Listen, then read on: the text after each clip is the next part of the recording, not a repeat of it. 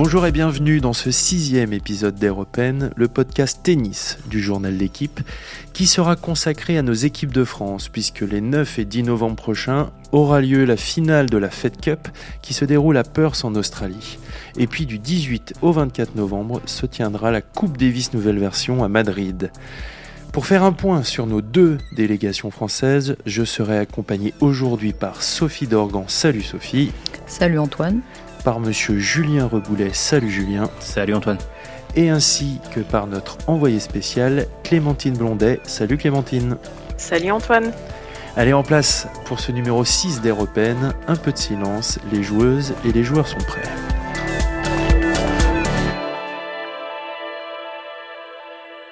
Donc on commence avec les femmes. La France va jouer l'Australie en finale pour essayer de remporter sa 3e Fed Cup après les titres en 97 et 2003.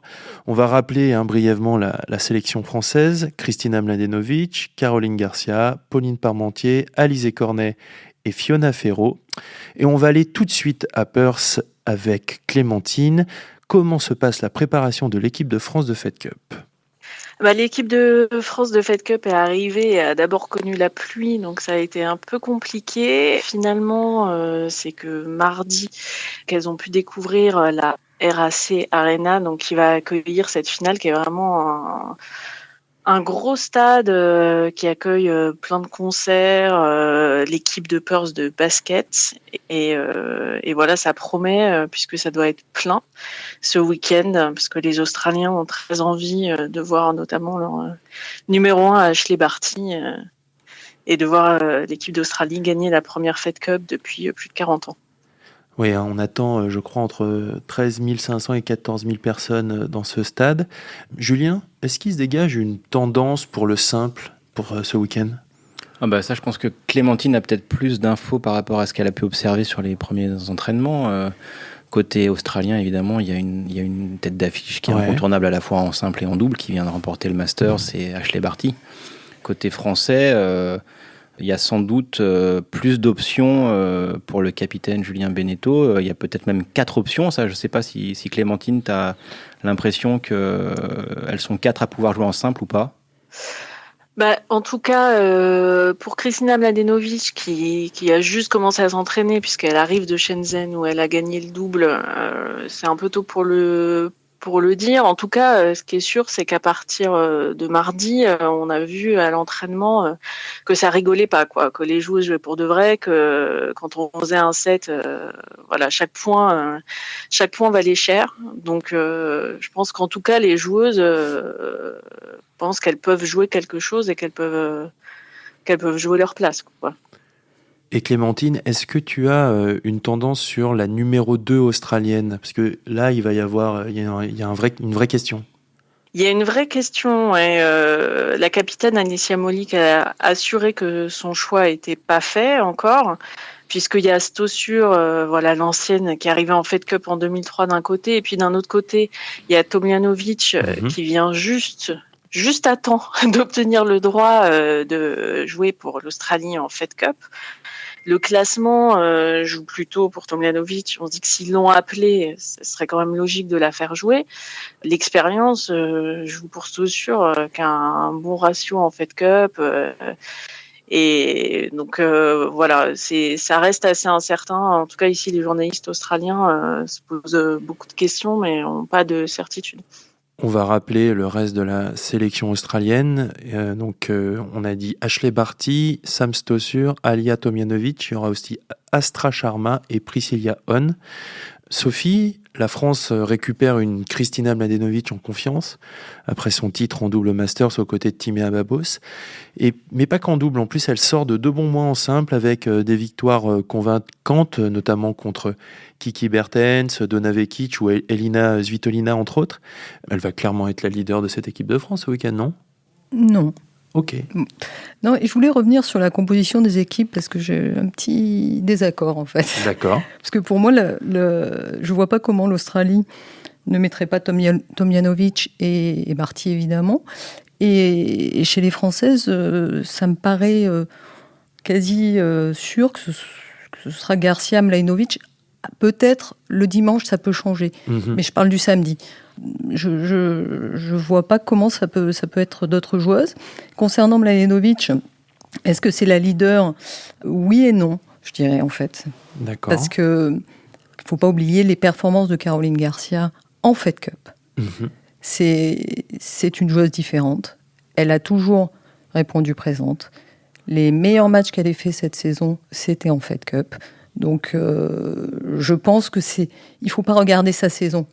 Il faut regarder son niveau en Fed Cup. Avec un capitaine qui la conseille, c'est plus la même. Donc, je pense qu'elles sont à égalité.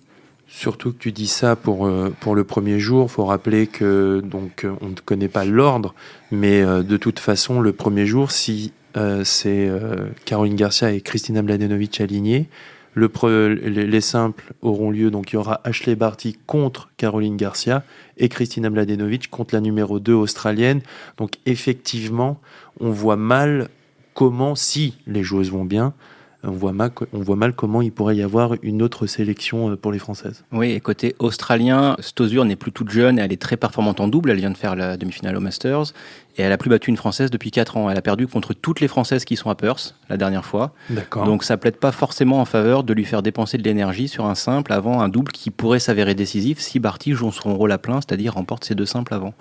Donc c'est vrai qu'effectivement, Tomljanovic qui pourrait écrire une belle histoire puisqu'elle avait représenté la Croatie en Fed Cup et qu'elle a enfin obtenu effectivement l'autorisation administrative pour représenter l'Australie.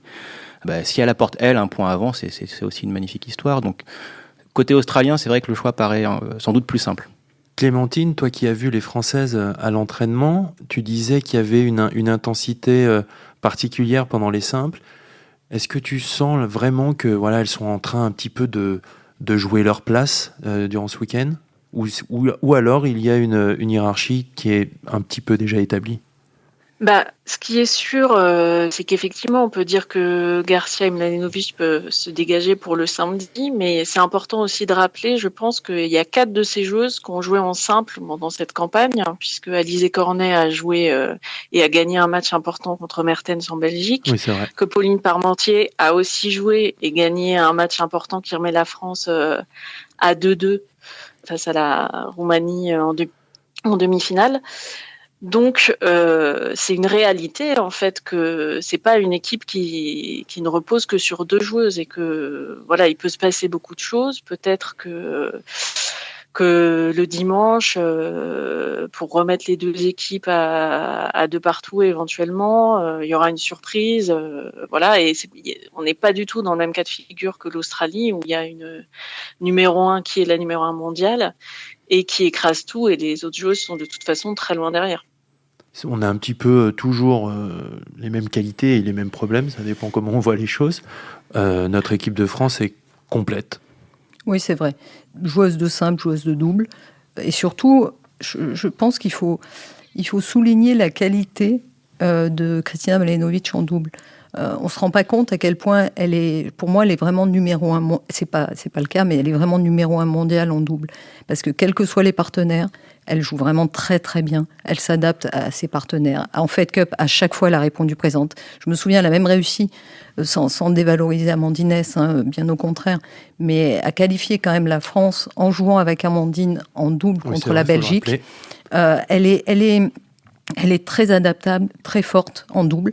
Donc ça va être un double extrêmement fort, Garcia Mladenovic.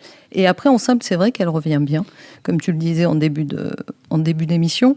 C'est pour ça que je disais, elle se détache quand même, Garcia Mladenovic, parce que contrairement à février et à avril, elle joue beaucoup mieux en simple, Kristina.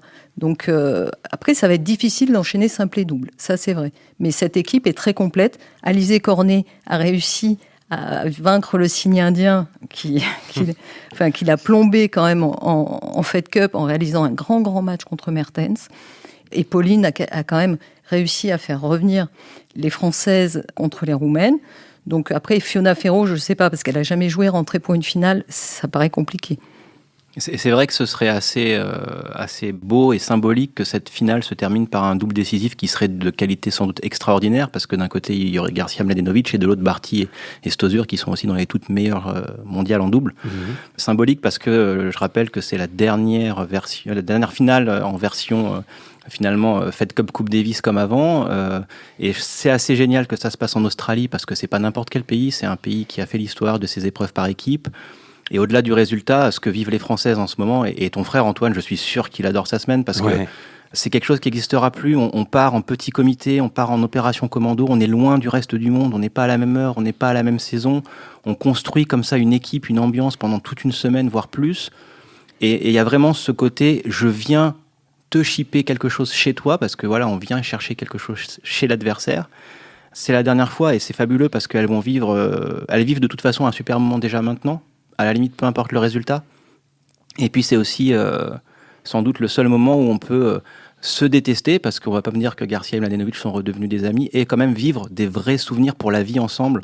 On avait connu ça en 2001 avec Pioline et Santoro, qui n'étaient vraiment pas les meilleurs amis du monde et qui avaient joué un double incroyable déjà en Australie. Voilà, ça c'est des choses que la Coupe Davis et la Fed Cup permettaient. On en parlera peut-être tout à l'heure quand on parlera de la nouvelle version de la Coupe Davis. Donc là, elles vivent toute une semaine, de toute façon, même si elles devaient perdre au bout du compte, qui restera gravé pour elles parce que voilà, il y a plein d'histoires humaines qui s'écrivent en cours de en cours de préparation et bien sûr sur le week-end de compète. Donc il faut que tout le monde en profite bien et se rendre compte que finalement, ce sera quand même un peu plus aseptisé à partir de l'année prochaine où il y aura une phase finale en Hongrie avec plusieurs équipes réunies au même moment, au même endroit. Il y a une grosse nouveauté aussi, et ça sûrement on le doit à ton frère, à Julien, c'est l'ouverture. Je trouve que c'est une équipe de France où on voit là, pendant la préparation, qu'il y a Louis-Paul Garcia qui est sur le terrain. C'était jamais arrivé en équipe de France d'ouvrir. Il a quand même réussi à convaincre les Garcia de revenir. Donc là-dessus, il a un petit peu révolutionné l'esprit français, qui n'était pas du tout là-dedans. Ça a été quand même, pendant très longtemps, il fallait être copain. Ça aussi, il a montré qu'on pouvait ne pas être copain ou copine et gagner. Et tout ça, il y a une vraie révolution culturelle, là, cette année, dans cette équipe de France. Et c'est vraiment à souligner. Oui, parce que je pense que de toute façon, le haut niveau, et peu importe quel sport, il faut savoir faire la part des choses. Et voilà, il y a un objectif commun. Je sais, pour en avoir parlé avec lui, qu'il est... Voilà, tu le disais, Julien, il aime cette situation d'être loin, de ne pas être favori, il faut le dire, pour ce week-end, parce que on joue chez elle et parce qu'il y a 14 000 personnes. Voilà, c'est aussi pour ça, lui, qu'il aimait la Coupe Davis, qu'il a aimé faire ce sport aussi en équipe. Donc je sais que voilà, il prend beaucoup de plaisir, que déjà aussi, il sait ce qu'il fait. Après, bien sûr, le terrain parle, mais je sais qu'il a énormément de plaisir avant ce week-end et il a hâte d'y être. On va rappeler, tu disais, Sophie, que effectivement, Kristina Mladenovic, elle a gagné, déjà c'est son deuxième Masters qu'elle gagne en double. Elle a gagné 3 grands chelems, donc 2 avec Timea et 1 avec Caroline Garcia, c'était Roland Garros. Donc effectivement, elle va sûrement être la meilleure joueuse de double sur le terrain ce week-end. Ashley Barty. Barty, c'est incroyable aussi. Oui, Barty, bien sûr. Et Stosur aussi. Et Stosur, c'est bien sûr, bien sûr. Mais sur le papier, Kristina Mladenovic, je trouve qu'elle a naturellement, bien sûr que Ashley Barty est douée, elle sent le jeu, elle a une volée, une main incroyable. Mais Kristina Mladenovic, on sent que le double, elle le sent quoi, dans son aspect tactique, dans son aspect technique. Bien sûr, elle a vraiment ça en elle. Et rappelons que si le double a lieu, c'est parce qu'il donnera la Fed Cup. Ça veut dire qu'il y aura 2 partout après les simples. Et ce sera donc à la fois technique, mais aussi très très mental, parce que là, il faudra aller chercher. C'est le point décisif pour les 4 filles qui seront sur le. Et il faut rappeler aussi que face à la Roumanie, il y a eu ce double Garcia-Mladenovic. Après toutes les histoires, on se demandait, est-ce qu'elles allaient être capables de gagner ensemble, et ça, elles l'ont prouvé. Dans un match en 3-7, après une très très longue journée, un très long dimanche du Fed Cup. Donc voilà, ça c'est une force finalement, ça peut être le meilleur scénario pour l'équipe de France d'aller jusqu'au double. Oui, mais en même temps, j'ai un souvenir tellement cuisant de Strasbourg, qui est un merveilleux moment, mais qui a été un week-end fantastique en termes de niveau de jeu, d'intensité, mais elles avaient perdu au double décisif.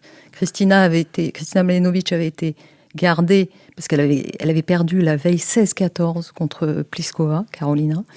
Et donc, elle avait été gardée, préservée pour le double. Et elles avaient perdu contre Pliskova-Strikova.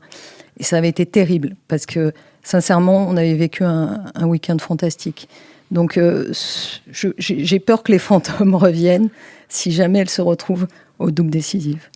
Eh ben, on va aller sur un petit pronostic sur le déroulé de ce week-end. On va commencer par Clémentine. Allez, comment tu vois le déroulé de ce week-end ? On va espérer qu'il n'y ait pas de 0 le samedi soir, parce que sinon, ça va quand même être très compliqué. Ouais, je pense, allez, je vais dire 3-2 Australie. D'accord. Bon, ça lève une dernière question. Est-ce qu'on peut aller chercher Ashleigh Barty en simple ce week-end ? Normalement, non. Parce que Kristina Mladenovic a battu Ashleigh Barty cette année. Je pense qu'elle ne l'a pas oublié. C'était à Rome. Alors, c'était sur une autre surface. Et c'était pas un très bon match d'Ashleigh Barty. Mais elle l'a déjà fait. Après, ça semble compliqué quand on voit la saison qu'a réalisée Ashleigh Barty. Oui, je disais normalement non, mais c'est pas normal, la Fed Cup. C'est pas normal comme ambiance et comme entourage. Normalement non, parce que Barty, c'est quand même une sorte de petit génie du tennis qui, en plus, est en pleine confiance. Mais si c'est effectivement Caroline Garcia et Kristina Mladenovic qui jouent en simple, elles ont toutes les deux déjà produit un tennis de qualité incroyable en Fed Cup ou ailleurs, mais notamment en Fed Cup, avec des styles de jeu très différents, et ça pourrait de toute façon permettre à Barty de ne pas avoir un week-end trop tranquille si elle doit gagner 3 points. Sophie ? Pronostic ? Ouais, quelque chose à ajouter ? J'hésite, parce que je trouve que, pour moi, c'est un peu du 50-50, en fait. D'accord. Parce que Ashleigh Barty, je regardais les rencontres précédentes, c'est vrai qu'elle apporte 3 points systématiquement à l'Australie.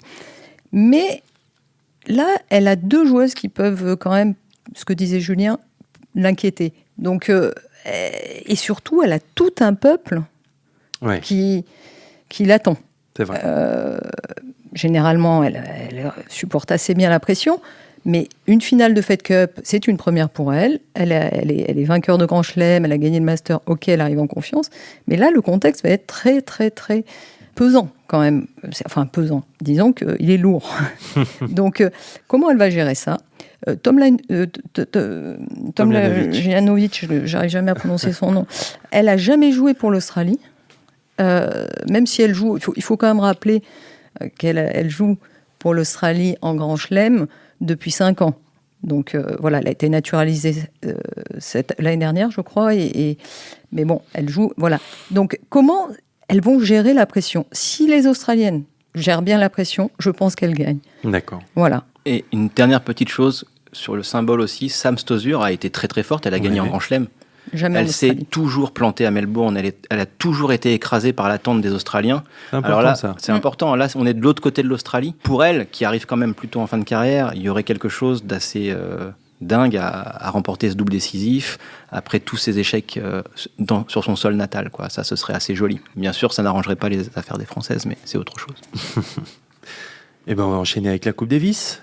Nouvelle version. Sébastien Grosjean a sélectionné Gaël Monfils, Jo-Wilfried Tsonga, Benoît Paire, et puis la paire éternelle Nicolas Mahut, Pierre Hugerbert. Ils sont très en forme dans Français en ce moment, non ? Non. Ah bon ? Bah non. Bah dis-moi Julien. Enfin, pas tous ceux que tu as nommés, là. Il y en a un qui va faire une semaine de shopping à Londres en attendant de voir s'il y a des blessés. C'est Gaël Monfils qui, à Bercy, est apparu au bout du rouleau, plus mentalement que physiquement peut-être d'ailleurs. D'accord. C'est-à-dire avec pas du tout en lui la capacité à aller chercher sa place au Masters, ce qui était quand même tout à fait possible. Il est passé à un match d'aller au Masters. Non, il n'est pas apparu du tout en forme. En tout cas, très très loin de ses meilleures performances de l'année, notamment avant qu'il se blesse en mars à Indian Wells. Il jouait quand même très très bien. Donc lui, non, il n'est pas en forme. Par contre, la Coupe Davis arrive peut-être dans suffisamment longtemps pour qu'il se refasse une santé. Ça va dépendre comment il va occuper effectivement sa semaine de deuxième remplaçant à Londres. C'est pas une situation facile parce que y a très peu de chances de jouer. Mais s'il y a un blessé au bout d'1 ou 2 jours, il faut quand même rester prêt. Comment est-ce qu'il va s'entraîner ? Est-ce qu'il va vraiment travailler ? C'est pas une situation facile, à mon avis, pour lui en termes de préparation pour la Coupe Davis. Après, à côté de ça, oui, on a un Jo-Wilfried Tsonga qui a plutôt fin de tennis, qui sent que son niveau se rapproche un peu de ses standards en fin de saison, et qui, suite à toutes ces blessures, en fait, lui aurait eu envie que la saison continue, donc pour lui, c'est parfait. Et puis Pierre Hugerbert et Nicolas Mahut qui viennent de remporter Bercy, eux, ça va aussi. Et puis Benoît Paire, Benoît Paire. Je ne suis pas sûr qu'ils soient en train de se préparer là au moment où on parle. Il boit du thé à la menthe. Voilà, du thé à la menthe. Alors ça peut sans doute avoir quelques effets sur le coup droit. Je ne sais pas, on verra. Mais ça me paraît encore loin, cette Coupe Davis, pour présager du niveau qu'auront les Français au moment où il faudra rentrer sur le court. En fait. Ce que je veux dire, c'est que Gaël Monfils avait l'objectif de finir top 10, il l'a fait. Joe Wilfried Tsonga voulait bien revenir, il l'a fait. Benoît Paire a quand même fait une très bonne saison. Alors, bien sûr, on a en tête ces faits d'armes qui peuvent un peu ternir sa saison, mais mathématiquement, il a quand même fait une grande saison. Donc. Et puis, la paire Mahut-Herbert qui a oublié un petit peu ses problèmes de Wimbledon et qui a gagné leur premier Bercy et encore un Masters 1000. Donc, je trouve quand même que l'état mental global est plutôt pas mal et positif. Alors, pour répondre différemment à ta question, l'équipe de France fera partie des favorites pour la Coupe Davis à Madrid. Cette épreuve qui s'appelle encore la Coupe Davis, qui commencera... Julien se présente au municipal bientôt. Voilà, c'est ça. Qui commencera par des poules, rappelons-le. Ce sera un système tout à fait nouveau. On va justement en parler. Tiens, Clémentine, est-ce que tu vois la France sortir de la poule ? On va peut-être rappeler le règlement, Julien, toi qui connais ça par cœur, le règlement de la Coupe Davis. Laissons faire ça, Julien. 6 poules de 3 équipes, donc 2 matchs pour chaque équipe dans leur poule, et les 6 premiers seront qualifiés pour les quarts de finale, plus les 2 meilleurs seconds, qui seront déterminés par rapport aux résultats obtenus en poule. Donc ça veut dire qu'une équipe, une fois qu'elle aura mené 2-0 après ses simples en poule, elle aura quand même intérêt à gagner le double derrière, parce que ça pourra se jouer là-dessus, la qualification pour les quarts de finale. Et on va rappeler la poule de la France, qui est donc le Japon sans Nishikori, et la Serbie avec Djoko pour l'instant. Exactement. Voilà. Donc a priori, une rencontre facile et une rencontre pas facile. Et donc Clémentine, maintenant, est-ce que tu vois la France sortir de la poule ? Écoute, alors là, ce format est tellement nouveau. Avec, comme expliquait Julien, c'est ce double, ce qui va compter, ce qui va pas compter. Je pense que quand même, la France peut sortir de sa poule, mais peut-être qu'il va y avoir des matchs un peu bizarres. Dans quelle ambiance ils vont être, dans quel état, comme tu le disais, vont être les joueurs français et puis les autres joueurs aussi. Quels vont être leur degré de motivation. Il y a tellement d'inconnus que c'est vraiment super dur de faire des pronostics. Et toi, Sophie ? J'en sais absolument rien. Non, mais a priori, il devrait gagner 3-0 contre le Japon et perdre contre la Serbie. Voilà, mais gagner au moins un point contre la Serbie. Alors, est-ce que ça suffira pour être meilleur deuxième ? J'en sais rien. En fait, on est complètement dans l'inconnu. On n'en sait rien. Non seulement on est toujours dans l'inconnu au niveau du résultat, de toute façon, mais là, en plus, cette histoire de meilleur deuxième, ça dépend de tellement de choses que c'est très difficile de savoir. Est-ce que ça va marcher, cette compétition, nouvelle version ? Parce qu'on a vu qu'ils mettaient le paquet sur les réseaux sociaux en termes de communication. Ils ont fait appel à d'autres sportifs, ils ont fait des vidéos pour promouvoir cet événement. Juste pour rappel déjà, la situation du tennis par équipe masculin, il y aura un mois et demi plus tard la première ATP Cup en Australie, qui sera, elle, dispatchée sur plusieurs villes australiennes, qui aura un format très très proche finalement de la Coupe Davis, sauf qu'au niveau géographique, tous les joueurs ne seront pas au même endroit, sauf qu'ils se retrouveront pour les quarts, demi et finales à Sydney, je crois. Donc déjà, il y a ce problème de diffusion un peu du tennis par équipe qui ne plaît pas aux meilleurs. L'avantage de Madrid, c'est qu'effectivement, tout le monde est au même endroit. Donc, il y a un côté, pour le coup, et c'est d'ailleurs là-dessus qu'ils ont fait leur promo quand ils ont fait intervenir un peu des sportifs d'autres disciplines, c'est la Coupe du Monde de tennis. C'est un peu comme ça qu'ils l'ont vendue. Et c'est effectivement beaucoup plus une Coupe du Monde qu'une Coupe Davis qui, encore une fois, comme on le disait tout à l'heure, avait ce côté, on va chez l'adversaire chercher à lui chipper sa place en le battant chez lui sur sa surface. Donc, ce côté-là n'existe plus. Là, on est davantage sur une Coupe du Monde. Et je pense que Nicolas Mahut a bien résumé sa pensée en disant qu'évidemment, à partir du moment où il a marqué France dans le dos, il est très motivé, mais qu'il aurait vraiment préféré que cette compétition porte un autre nom que la Coupe Davis et attribue un autre trophée que le fameux Saladier qui existe depuis 1900. Parce qu'il y a vraiment le sentiment que c'est pas la même épreuve, que c'est effectivement une épreuve qui a le droit d'exister, qui ressemble encore une fois à une Coupe du Monde par équipe. Comment ça va marcher ? En fait, on a hâte de voir. On sait déjà que toutes les places ont été vendues pour les matchs de l'Espagne. D'accord. On sait que les autres places ont beaucoup de mal à trouver preneur et il y a des rencontres qui, vu de Madrid, ne représenteront pas pour les Madrilènes un intérêt, voire quelconque à un certain moment, parce qu'il n'y aura pas de tête d'affiche. Donc est-ce que les pays auront envoyé des supporters pour venir un peu mettre cette ambiance, ou est-ce qu'on risque d'avoir un stade qui sonne creux pour certains matchs de poule? On a hâte d'y être pour voir, parce qu'on va pas se mentir, on a plutôt un a priori pas super positif sur cette épreuve, mais peut-être que ça va prendre, peut-être que si Nadal est là en feu et qu'il joue contre Djokovic à un moment donné, et que tout le central à Madrid, à la Cajamarca se lève, ça peut prendre, ça paraît pas gagné. On va voir si tous les joueurs qui sont annoncés seront effectivement présents. Et quelque part, il faut donner sa chance au produit, parce que c'est quand même pas mal un produit aussi, on se rend bien compte, hein, il y a beaucoup de marketing autour. Donc voyons ce que ce produit propose comme émotion, on le saura assez vite en fait. Moi, ce que j'espère vraiment, c'est qu'on ne transforme pas cette Coupe Davis, cette Coupe du Monde, en mondial de hand au Qatar. C'est-à-dire qu'on en soit à payer des spectateurs pour venir voir certains matchs, ou les inviter. Parce que là, c'est vraiment la déliquescence d'un sport. C'est terrible. Et d'autre part, là, ils ont vendu toutes les places pour voir l'Espagne. Attendons de voir s'il y a Nadal. Et s'il n'est pas là, si les tribunes seront pleines. Parce que je trouve que laisser entre les mains le destin d'une épreuve à un joueur, parce que finalement, il se sent quasiment obligé de la jouer. Je pense qu'il n'a aucun intérêt à la jouer, parce qu'en fin de saison, on le voit, il n'arrête pas de se blesser, et il faut qu'il prépare la saison prochaine. Donc, s'il était raisonnable, il ne faudrait pas qu'il la joue. Là, là, il est blessé, donc on ne sait pas s'il va la jouer. Donc, s'il n'est pas là, ça peut être un flop gigantesque. Et on peut se retrouver aussi avec ça va être intéressant de voir comment on va traiter ça médiatiquement. Parce que, prenons l'exemple de la rencontre Russie-Espagne, qui aura lieu en poule. Il y aura un match qu'a priori super intéressant, Medvedev-Nadal. Bon, Medvedev bat Nadal, perf incroyable, mais l'Espagne bat la Russie. Qu'est-ce qu'elle vaut, la perf de Medvedev contre Nadal ce jour-là, finalement? Ce sera très dur à estimer. Il y a plein de choses comme ça. C'est pas un week-end de Coupe Davis ou de Fed Cup où on écrit une histoire sur 5 matchs.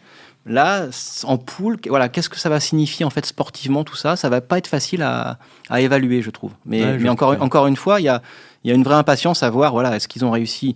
Je suis sûr qu'ils auront réussi tout ce qui va être mise en scène, tout ce qui va être show, tout ce qui va être mise en musique, en fait, de toute cette épreuve.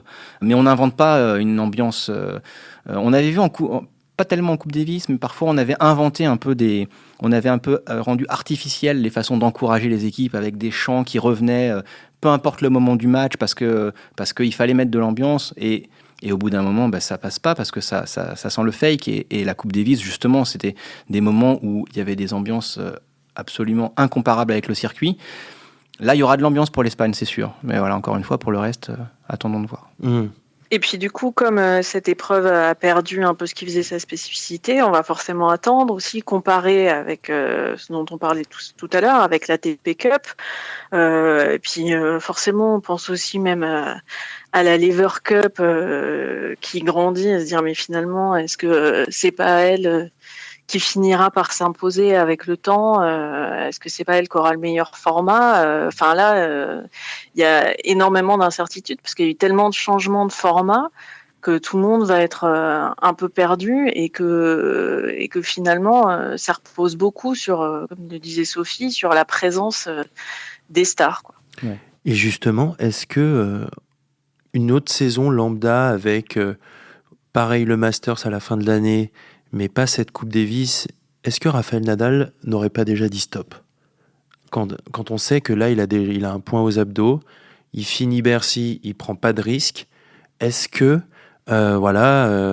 s'il n'y avait pas eu cette Coupe Davis, et donc si cette Coupe Davis ne reposait pas sur lui, est-ce qu'il n'aurait pas déjà dit stop? Je pense pas, parce qu'il est très confiant dans son staff médical.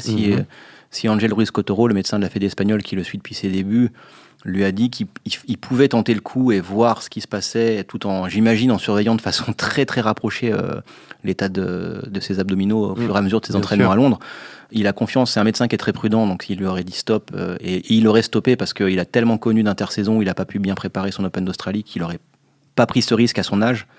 Mais je pense que le Masters est un tournoi qui le motive profondément, sachant que cette année en plus il peut garder la place de numéro 1 qu'il vient de reprendre, il peut la garder de justesse. Et sur son CV, même s'il trouvera du boulot après sa carrière, je m'inquiète pas, c'est toujours une ligne en plus, et ça peut compter pour lui. Par contre, il prendra pas de risque à Londres si jamais le mal devient un peu plus profond. Et alors franchement, s'il se blesse à la Coupe Davis, je sais pas comment il se regardera dans le miroir en décembre. Moi, d'après ce qu'on m'a dit, des proches de Rafael Nadal, son équipe était contre sa participation à la Coupe Davis. C'est lui qui y tient. Bon, si vraiment son équipe est contre, il a mal, je vois pas comment il va y aller. On va faire un petit retour sur l'équipe de France. On n'a pas parlé du capitaine, un nouveau capitaine, Sébastien Grosjean, qu'on ne connaît pas finalement dans ce rôle-là. À quel genre de capitaine on peut s'attendre ? Ça va être assez intéressant parce que ça fait un moment qu'il avait ça en tête. Quand Arnaud Clément avait pris l'équipe de France il y a quelques années, Sébastien était déjà dans les prétendants, dans les candidats, dans ceux qui avaient envie de faire ça. Et lui, il a eu une histoire assez intéressante avec la Coupe Davis parce qu'il a mis du temps à se sentir à l'aise. Je me souviens très bien quand il avait expliqué ça au début des années 2000, qu'en fait, il se trompait en fait parce qu'il voulait d'abord mettre le partage avant son tennis et du coup, il produisait pas son meilleur tennis sur le court.